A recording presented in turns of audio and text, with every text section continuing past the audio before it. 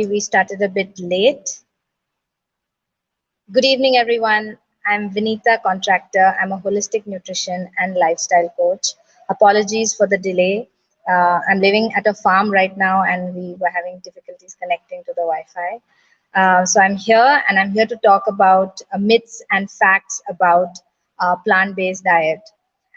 Just to give you a little background, I've been plant-based, and my family has been plant-based for over 5 years. And I've not only seen the benefits for myself, but also for the many clients who I've worked with, who have come to me with diabetes, blood pressure, cholesterol issues, as well as PCOS and thyroid, and all of them have benefited by going on a plant-based lifestyle. Having said that, if you are a healthy person and you're still wondering whether a plant-based diet is something that is suitable for you, I just wanted to debunk some myths as well as share some insights on what the actual facts are. So the first concern or first thing that you hear people say is, oh, vegans eat a lot of salad and their food is very bland and very boring. So, as a thriving person on a plant-based diet, I just want to say that it's far from the truth. One can eat everything in a plant-based version, pretty much everything. And of course, if you want to replicate everything, then that's going to be a lot more work. But for our Indian food, our roti bhaji, dal chawal is already plant-based. If one just omits the use of paneer and ghee and other milk products, there's a plethora of options, and we don't only eat ghas foods. And just to clarify also that there are people who follow the plant-based diet and lifestyle, and there are people who are vegans. They are not to be used interchangeably, because someone who follows the plant-based lifestyle or diet may be doing it purely from the health angle and would be more particular about what they eat. And a vegan is someone who follows this for health reasons, but maybe not. They might be doing it for the environment, they might be doing it for ethical reasons, for cruelty against animals. So you can be a vegan and not be necessarily eating healthy. So a plant-based diet, unless it's a whole food plant-based diet or close to eating as natural and as minimally processed food as possible, you will not get the benefits. So if you turn vegan and you eat margarine, or you eat things made with loads of palm oil, or you have vada pav or coke, that's not going to help you. So that's something that you need to understand, the difference between plant-based and vegan lifestyle. If you're plant-based, then of course you will be more attentive to what you're eating. So that was the first thing. Second thing is, you won't get enough protein on a plant-based diet. So here's something that I've observed, that in general in India, we tend to be more carb rich. We in general don't eat enough protein, because the population in India who do eat meat, our consumption of meat is very different from consumption of meat in the West, where it's pretty much there maybe twice or thrice in a day. While in India, it's maybe once in a week, maybe once every other day, or at max once a day, and even then, it's not a huge portion of meat. So I want to say that it's not that because you're on a plant-based diet, you're not meeting your protein requirement. Even otherwise, you may not be meeting your protein requirement on a daily basis. So if you are on a plant-based diet, you will need to pay a little more attention to making sure that you eat your protein-rich food. So some of the protein-rich foods you already know of, which is our rajma and our chole, our kidney beans and chickpeas. Tofu is great. Our whole grains are great. Peas, we make pea protein out of it, right? All of our rajgira, buckwheat, quinoa, and our nuts and seeds are more than enough to give us our protein. But you do need to plan so that you make sure you get enough protein. It also depends on what your age is, how active you are, in terms of, are you at a growing stage? Are you an athlete? All of that makes a difference, whether you're male or female.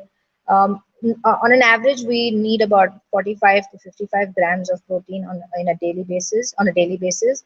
And for someone who has a pretty average, not very active lifestyle, between 0.8 grams per body weight per kilo of body weight is enough, to up to 1 gram.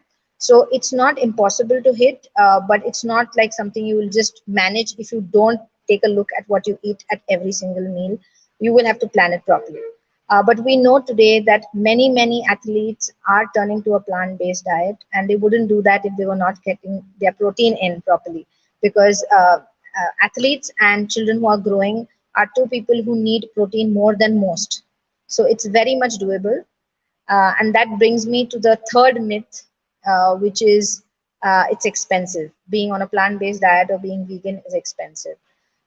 So there is some truth to it, because we sometimes want to replicate and have substitutes for every single thing.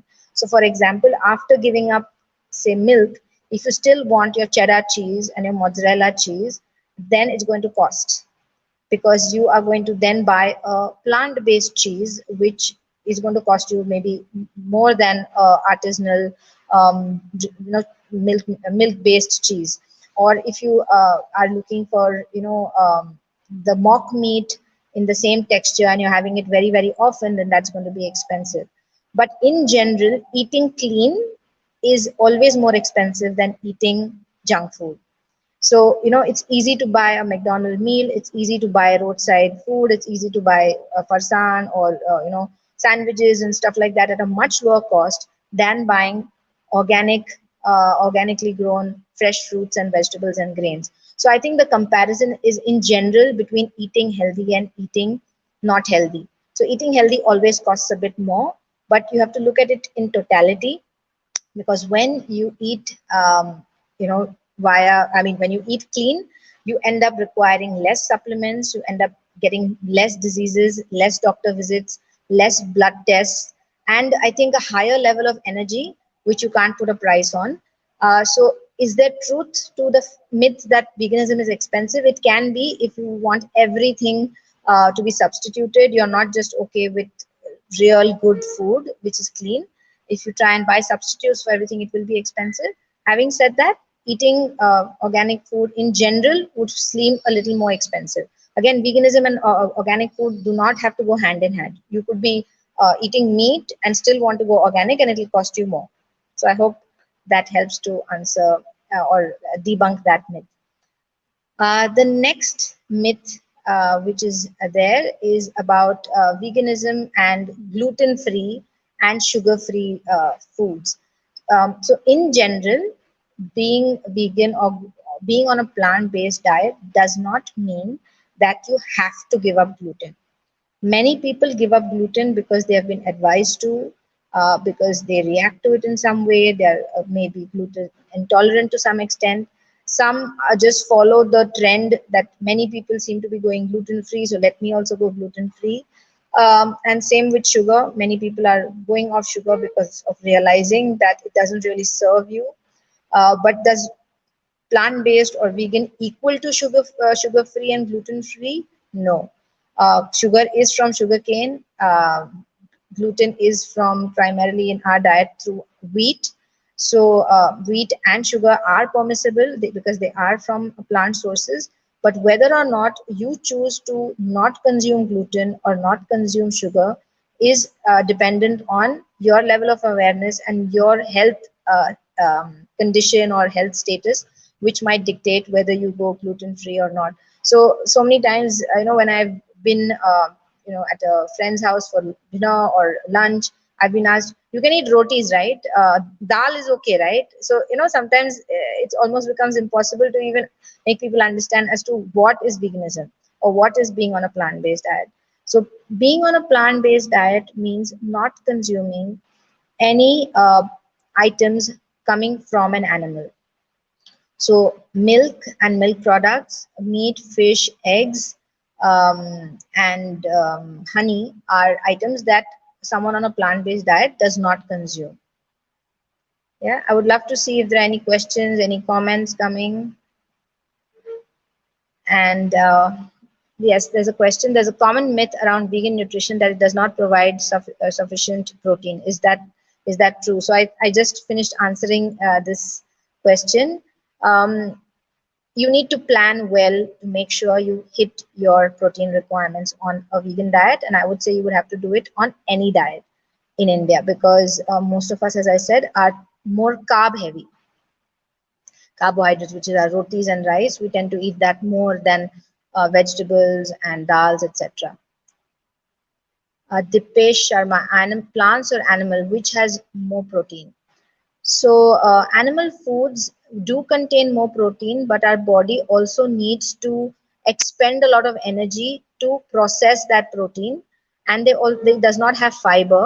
Animal foods does not have fiber, while plant-based foods contain a lot more fiber. So you're better able to assimilate the protein, and the recovery from plant-based foods is far more superior than the ones from animal foods, which is why athletes prefer, many athletes are preferring to go plant-based. Thank you for that question. I'm going to keep going on with the different myths, and you can you can feel free to ask questions. So another thing that is going around as a myth is that veganism is a trend, it's a fad. There's no doubt that it has become more popular in the recent few months and maybe a year or two. But I think there is a lot more awareness about the benefits of being on a plant-based diet, not just for your own health, but for the health of the planet, and as well as the welfare of animals, which are bred in a very industrial, unethical, and many times not sustainable fashion. So I don't want to deride or talk negatively about the other diets which may also classify as fads. But if done smartly, without over consuming processed food, without just eating mock meats and processed plant-based cheese, if you're thinking of just eating simply, eating healthily, uh, and if more and more people adopt that, veganism is definitely a thing that's going to stay. It's not a fad. It will continue because it is a very sustainable choice from all angles. Um, One of the other myths is that being on a plant-based diet, you do not get enough B12 and D3. And now, this is one thing which couldn't be far from the truth. I get clients who are non-vegetarians, and when we check their B12 and D3 levels, almost all of them are not up to the mark. And it's not just because of the food today. It's an epidemic where almost everyone is deficient in D3 and B12. There are many factors to it which are common because they are not to do with the food alone. So one has to do with how much you can absorb the B12. Like, you can eat foods which contain B12, but if your gut health is not optimal, you're not going to process it well. You will not be able to get the benefit of it. Secondly, we use a lot of pesticide laden food. We eat a lot more processed food. We are not in touch with nature, so we don't get our hands and our feet into soil anymore, and that makes a big difference in absorbing B12 into our system. Secondly, D3 is one of the main reasons is that we are not in the sun enough. In spite of being in a country like India, which is blessed with sunshine in most parts, for most part of the year, we are a population which is D3 deficient. Again, there are environmental factors. It's said that it's the level of pollution that is affecting our uh, absorption of D3. Also, it is related to the calcium that you consume. So there are a lot of co-factors to ensuring that you manufacture or have enough D3. So it's not to do with just the diet, it has to do with many other factors, and people on animal-based foods are also D3 and B12 deficient. So it's not only true for vegans, everyone needs to take more care about getting these nutrients and these vitamins. And the best way is to once in a year get your B12 and D3 checked. And if needed, you can talk to a nutritionist or your doctor. And you need to get your B12 and D3 supplemented on a regular basis. That is the only way out. Or you have to live in nature and be very, very committed to living that life. and of course eating more organic food.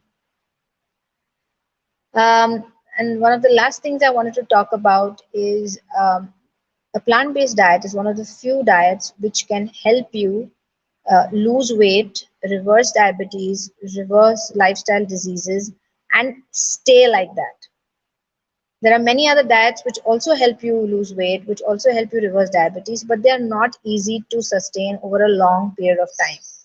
Uh, Very often, because of excess consumption of protein, the liver gets overloaded, and the toxicity in the body increases. People get fed up of eating, paneer and meat, etc., which is required to stay on those diets, and people start missing out on the fruits and the other foods that the carbohydrates that we very inherently feel the need for after some time. While on a plant-based diet, you don't really miss anything. There are substitutes for milk, for all the milk products, and you can use them for transitioning. And you don't have to get into it overnight if you don't want to. There are some people who like to go cold turkey and they make the switch overnight, while some people can do it over a few weeks, over a few months. And I, for one, am more than happy to assist anyone to make this transition. If anyone's interested, they can check my website. It's vinitacontractor.com, and it has my coaching programs on it. There's a question: I'm an athlete and with vegan, how can I complete my protein requirement? So, Dipesh, you would be probably interested to know that we have Iron Man, who's vegan, who's Indian. We have a mountaineer, Kuntal Joyshar, who has scaled Mount Everest twice on a vegan diet. Of course, there are many athletes in India also who have turned plant-based, as well as in the West, right from Djokovic to Serena Williams. There are also many triathletes, um, ultra marathoners who are on a plant-based diet. It just requires you to plan it out. You might just be able to do it without any protein supplements. Definitely no whey protein required. There are plant-based protein powders if at all you need them. I would encourage you to check out a vegan bearded guy. He documents all his food, and he doesn't take any protein supplements or shakes or anything like that. And it is very much doable. You just need to plan it out. I hope that answers your question, Dipesh. People say a bunch of walnuts contain protein comparable to steak. How can that be? Is it a myth? Um, it's not accurate. You're right, it's not accurate, because what we tend to not compare properly is how many walnuts versus how much meat. There are some statistics or some infographics which will say steak and broccoli is the same, or steak and spinach is the same, but what they're not seeing is how many cups of spinach versus how many cups of steak. So you're right, animal foods would be in a much smaller quantity, you would get a larger amount of protein, while with plant-based foods, you'll need to eat a larger quantity to get the same amount of protein. But the beauty is that your body can assimilate that because it's with fiber and without any harmful effects that animal foods can give. If you're talking about saturated fat, if you're talking about the hormones in the food that have been injected, or the antibiotics that have been added to animal foods, all of those can be avoided, and you can still get great quality protein. I hope that answers your question. Yeah. I think I've pretty much covered what I had intended to cover in terms of myths and facts. Um, I know so many people who have thrived on a plant-based diet. Having said that, there are underlying factors which can, sometimes put you at risk of developing deficiencies, and one should be aware, one should get themselves checked before they go on a plant-based diet, and work with someone who's qualified to make sure that you are, what happens is sometimes you already have certain deficiencies which you didn't know, and you didn't test them, and you test them only after turning plant-based after a few months.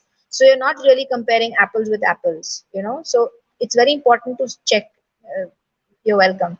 It's very important to check where you are before you start and where you are after, say, 2 months or 6 months, depending on what your health goals were. I think, we rely too much on Google. We don't make informed choices by taking professional help. And this is not to encourage the business of more nutritionists or coaches like me, but it's important to understand that if you are making a change from a very heavy on animal foods diet and you want to switch to a plant-based diet, it's important to not jump into it, not to do it overnight, because that's when people start finding that they're, losing hair, they're feeling weak. Because if you are someone who's eating, meat or animal foods, say twice or thrice a day, and then you suddenly switch, it might not be the best thing for you. And it's very important to understand that many people who are on animal foods are definitely hitting their macros, which is your protein, fat, and carbohydrates, but they're not getting their micronutrients, enough of them, which on a plant-based diet you don't have to worry about at all. You'll get more than enough of your micronutrients. This is provided you're eating clean. That's a given. You're not going to get it through vada pav and coke and fries, or chivda or farsan or whatever, because it is plant-based but not healthy. But if your macronutrients on a plant-based diet, you need to pay proper attention to, so that you focus on eating the whole grains and not the processed forms of plant-based foods. If there are any questions, any more questions, I'm happy to take them.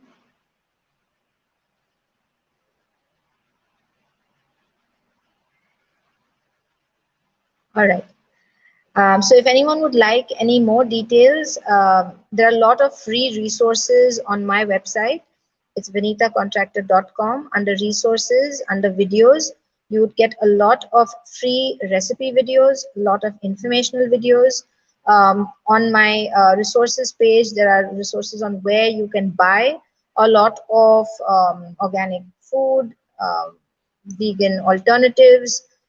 There is a guidebook. There are many, many resources that you can go through. There is an article and information on B12 and D3. So please take a look. And next week, I have a gut health and immunity program next Saturday. And I keep having workshops online at the moment. So yeah, check them out and I'll be happy to assist whoever is interested. So thank you very much for this. And I hope you find this useful, and do watch this if you've missed the first part. Thank you very much. Thank you, Fast and Up.